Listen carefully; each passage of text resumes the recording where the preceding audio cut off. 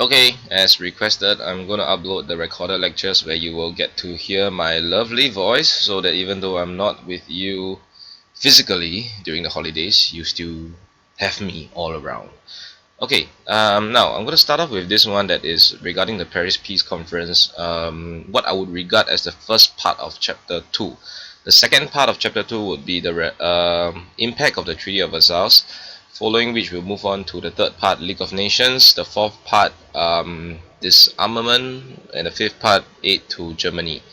Okay, now, Paris Peace Conference. Now, if you recall, this is the conference where they sit down to discuss what to do after World War One. After World War One has finished, the different leaders of the different countries came forward and they gathered in Paris, as you can see in this one, to discuss the peace settlement. Okay, and the big three. Okay, BIG three. Yeah, the big three countries are Britain, France, and USA. From here and forth, I will refer to them as big three. And now these three countries, they are the main ones who are deciding what to actually do after the war. Of course, at the Paris Peace Conference, you have to keep in mind that there were other countries there as well. But one important thing to take note is that Germany was not there while they were deciding what to do with after World War One, especially with Germany, since they are the losing side. Okay, and there were many different ideas about how to deal with Germany from these three countries, which we will be looking at. And okay, now one of the questions in O levels that they might possibly ask you that you all might have tried last year is what were the intentions of the big three? Intentions of the big three leaders. Please differentiate this question from intentions of the Treaty of Versailles. The requirements of that question is different. Okay, now hang on. Now, if you take a look at this, okay, the one where the sample SEQ questions which are uploaded in the chapter 2 notes. Now let's see. Yeah, okay, now this question here. Okay, the second question, that is the intentions of the Treaty of Versailles. It's not the intentions of the big three. There's a difference. Okay, read the sample. I created a sample essay for this. Read it and you will be able to see there's a difference. I didn't create any sample essays for the question asking like was punishing Germany the main aim of the big three. Okay, I don't have a sample essay for that, but I believe that some of you has already attempted it last year. I remember the end of years you all were trying that question quite fervently. Yeah. Okay, now back to this one. Okay, so for this particular one, we look at first of all we look at the intentions of the big three first. Okay, then I will go back again to that question just now, which I have the sample essay for. Right. Okay, now first of all, we have the background to all these three leaders, which I will not be going into because I think it's a waste of time. You can read it on your own. You can pause now and just read it. Okay, and this is Georges Clemenceau, which you will see his name. It will be good that you know his name. Okay, like I always say for the SEQs, it's not a matter of whether or not is it required to remember their names, but you will be impressing the marker if you actually know their name as compared to writing the leader of France, as compared to, you know, Georges Clemenceau, Prime Minister of France. Okay, it will make a difference when you're in your essay, the impression that you're giving. Okay, Woodrow Wilson, President of America. Alright, actually you don't have to know all this for SEQs lah, okay. Okay, they experienced the war differently. This is influencing their intentions at the peace settlement. If you recall, okay, France one is very easy to remember. They really hate Germany. They're right next to Germany. It is the second time they were invaded by Germany in World War One. In World War Two, it was the third time, and of course that must really piss them off lah. But anyway, for this one, so they lost 1.4 million people in the war, which affected the workforce. So after the war has ended, they are unable to rebuild their economy, and affected them a great lot. And so they experienced great destruction and suffering, and so they wanted very harsh and vindictive punishment for Germany. Now, one thing to take note of here that I've added into the notes. Okay, now please take a look at this first. People. The people of France, the French, they wanted harsh and vindictive punishment for Germany. The person who is deciding, representing the French people, is Georges Clemenceau. Okay, it is the people aren't actually at Paris Peace Conference, but Georges Clemenceau represented the people, and this is what the people wanted. However, okay, hang on. Okay, however, if you take a look at the responses of the Allied powers, this is in the new notes that I've uploaded. Okay, right down here. Okay, this one. Okay. Um, no, both Clemenceau and the French people felt that it was not harsh enough, the finalized Treaty of Versailles, and the French people were disappointed in Clemenceau, and they voted him out of power in 1920 in the French elections. Therefore, showing that the people had a lot of power, and also it shows that they were definitely not happy with the Treaty of Versailles. So if we back up to this question here. Okay, the Allies were completely satisfied with the peace settlement. Definitely for the French, they were not. Now, when you're talking about the Allies, if you read my sample essay, I made it a little bit clear between Georges Clemenceau and the French people. Okay, I don't take it as one. I don't take it as France as one country, but I separated Georges Clemenceau as one entity and the French people as another. Read my sample essay, you will understand what I'm talking about. Okay. Alright, so that was for. I think I'll just stick to this and not go back to the PowerPoint. Okay, so that was for France. Okay, for Britain, they wanted justice. They fought fiercely in the war as well, but it was not. They did not suffer as greatly as France. Okay, the key point here is that they wanted to punish those who are responsible. They wanted to punish Germany, definitely, but since they do not feel as aggrieved as the French, they did not want to have such a heavy punishment that they are not able to recover from it. USA definitely. Remember, I always mention them. They are the selfish ones. They entered the war really late, so their casualties were not heavy.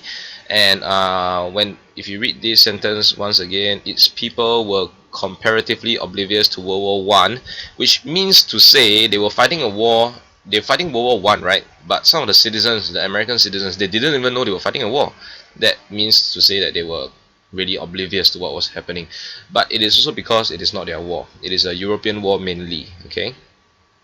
Now, the rest of it I think is quite clear. I do not need to elaborate much about this as you read along.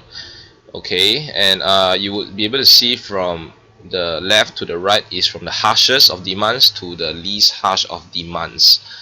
Okay, now let's see. Okay, I will move on to this particular section. Okay, responses of the Allied powers. Now, Lloyd George felt that the Treaty of Versailles was harsh. But if you notice, again, I separate into two different parts. Okay, Lloyd George felt it was harsh, but the British people were happy with the terms of the Treaty of Versailles. So, as a politician, as a prime minister, if your people are happy with it, you go along with it, no matter how you feel. Okay, so that's why Lloyd George, on behalf of Britain, accepted the Treaty of Versailles. Clemenceau, they were not happy. Okay, they were not happy, but they still accepted the Treaty of Versailles. Okay. And for Woodrow Wilson, he definitely felt that it was too harsh, but he only agreed to it because he needed the support from Britain and France for his League of Nations proposal. Okay, actually, alright, now a separate thing that was never mentioned before, I've never mentioned before, but it's found inside a textbook, right, is about regarding Woodrow Wilson and the US Senate. The US Senate is something like our parliament. Okay, and the US Senate actually did not approve of the Treaty of Versailles. However, eventually Woodrow Wilson went ahead because he wanted the support of other countries to form the League of Nations. Alright, so if you can see the three different countries' intentions, France, they were not happy. Okay, they were not happy with the Treaty of Versailles because they were not harsh. They felt that it was not harsh enough. President Wilson felt that they were also not happy, but it's because they felt that it was too harsh. Okay, now take note of this, the thing that I just said, and you refer back to this question. The third one, the Allies were completely satisfied with the peace settlement agreed at Versailles. Now, Britain was satisfied. America and France were not satisfied. However, the reasons for being not satisfied is different. Okay, please note the difference. America were not satisfied because they didn't like it. They felt that it was too harsh. French felt that they were not satisfied because they felt that it was not harsh enough. Okay, slightly different. But both of these, when you're answering, you will be able to write. When you're writing it down, it will be both of them are not satisfied, but they have different reasons for being not satisfied. What exactly are they not satisfied with? Again, sample essay, refer to it, read it. Okay, try to understand. Hey, don't just read and memorize like I always say. Try to understand what I'm saying. Okay, you will realize by this chapter now there are 101 different types of asking the questions, and it is not easily answered for each question. Okay, so for what I've just gone through, right, you are able to so roughly answer the third question. Now, the second question, was punishing Germany the main aim of the Treaty of Versailles? Now we're not no longer talking about the big three. Okay, this one there are three different parts to it which I did not go through. Okay. Okay, but let me refer to you to this question, which is the same as was punishing Germany the aim of the Treaty of Versailles. So for this kind of questions that you see, right? Hello, please don't panic and start writing about the impact. Impact is very different. This is about the aims of the Treaty of Versailles. Okay, so if you look at how this is written, there are three main reasons. The first one is the given factor, hope for peace. That is my point. Okay, the second one is punishing Germany, which was in the other question, if you recall. Okay, and the third reason is desire to seek revenge against Germany. So three different reasons. Okay, now if you are reading my sample essays, let me also just highlight to you. Okay, you see the middle part. Okay, the first line of my sentence is always my point, my factor, my reason. Okay, then I go on to elaborate about all of it, and I will also add in the explanation. So it is an elaboration and explanation. Now for class 4.4, I've taught you all the PEEL method. Okay, I mentioned it briefly for class 4, 7 and 8. Okay, take note of how I write. I follow the method exactly. Okay, the first one is my point. I follow by my elaboration. I follow by my explanation. Okay, hang on. Let me just see. Okay, here up to here is actually my elaboration. Okay, then from here to here is my explanation, and the last one is my link. Okay, please take note of the link. The link is very, very important, because according to the reports that I'm reading for the Marcus reports, it is best that you all always use back the words in the question. Use back the words in the question. Okay, and that will show the examiner that you are actually trying to answer the question rather than, regurgitating what you have memorized. We will have more practice. Please try to remain calm as we are doing the practices, the time practices. I know in the exam some of you always panic. Try not to panic, calm down, think carefully, and then you write. Okay? Okay, same here. Okay, you take a look. Okay, again the last line. Okay, another link again back to the question, and another one, last line, link back to the question. Okay? Uh, Conclusions are here. Take a look at them. Try to understand why I wrote them in this particular way. Okay. Okay. So I think I'm done with that particular part. So the so-called lecture that I've just gone through would help you to answer the first three questions, of which I have provided sample essays for the first two, because I think this is more difficult, more challenging, something that the teachers have not gone through before, which I myself have not gone through before. Okay. So this is the part that you need to know. And so I will end off this section. If you have any more questions, I will be uploading a file into the Dropbox. Okay, that's where you ask your question and you request for whatever that you need. Okay, like for example, you need me to explain this particular part and all. Of course, if it's just one person, I might not have the time to do that. Okay, but if I have time and a lot of people are requesting to do that, then I will put up the whatever that you all are asking for. Alright. Okay, so that's it for the intentions of the Treaty of Versailles, or rather what was discussed at the Paris Peace Conference.